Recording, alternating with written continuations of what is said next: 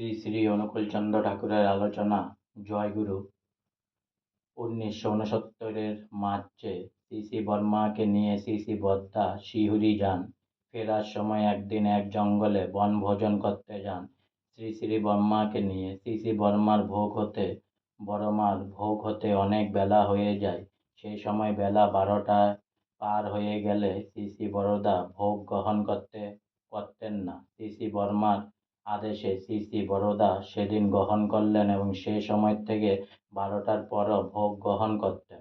1969-এর November মাসে শ্রী বড়মাকে নিয়ে শ্রী বরদা সড়ক পথে গৌহাটি যান এবং যাত্রাপথে 2টি স্থানে রাত্রিবাস করলেন। গৌহাটি থেকে শিলং যান পথে শ্রী বড়মার যাতে কোনো কষ্ট না হয় সব রকম ব্যবস্থা গ্রহণ করেন। দেহঘর প্রত্যাবর্তনের পথেও স্থানে স্থানে বিশ্রাম নিয়ে আসেন।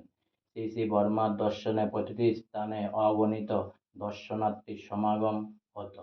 আজকে আমার শ্রী অনুকূলচন্দ্র ঠাকুরের আলোচনা এখানেই সমাপ্ত হলো। তাই অনেক অনেক সাবস্ক্রাইব করুন, অনেক অনেক লাইক করুন, আর সঙ্গে বলুন জয় গুরু।